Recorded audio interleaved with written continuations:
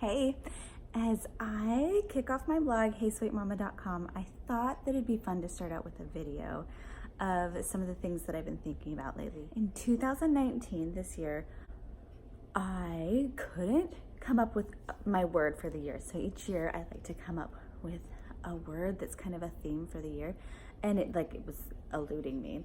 And so I wasn't gonna force it, and I just didn't have a word this year. As we've gotten ready for the kids to go back to school, it came to me that my word is effortless. I feel like in my life, and you maybe can relate, that I've done a lot of efforting.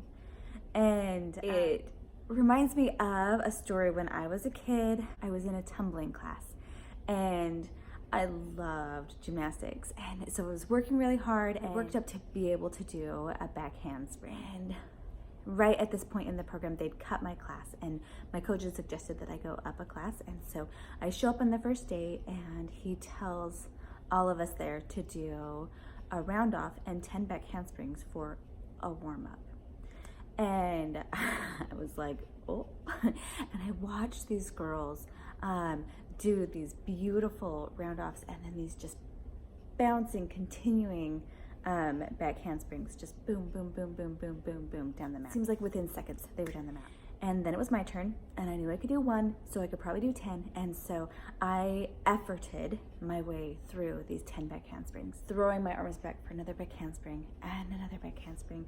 And I was so tired by the end, and it was baffling to me that because they understood something that I didn't, and I was doing the same actions and getting the same result, kind of, but with so much more effort.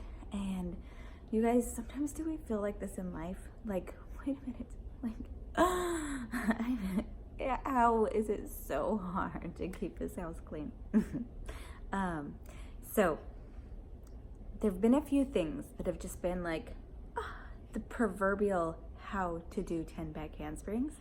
How can this be less efforting and just more effortless? One of them was school lunches. We're trying to do it the night before, and then always ended up the morning of, and I had this idea, and some of you guys are probably like, duh, but it had never occurred to me. So I'm sharing this for those of you who are a little like me and have been doing a lot of efforting. Okay, so when they get home from school, that's just the first thing they do. They empty their lunchbox and they fill it up again for the next day and put it in the fridge. If this is a news flash for you, then you're welcome.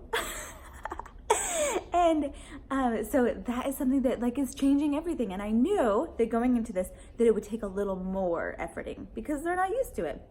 I'm not used to it. Some of my kids are catching on to it a little faster than others, but I can see how one of the things about efforting is using the momentum that you already have and bringing it into the next thing. Another thing that I've learned is with the house. And if you're actually my friend and come to my house, you know that it's a lot of times doesn't look great. Sometimes it does.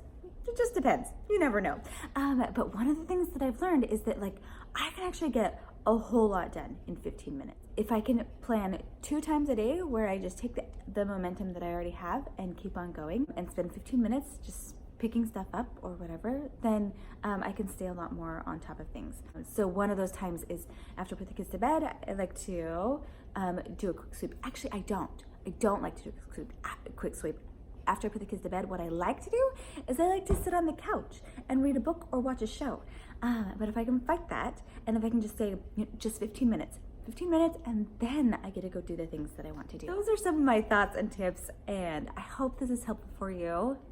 Be sure to go to the homepage on heysweetmama.com and sign up for my newsletter, and you will get a free mini cookbook of some of our favorite recipes.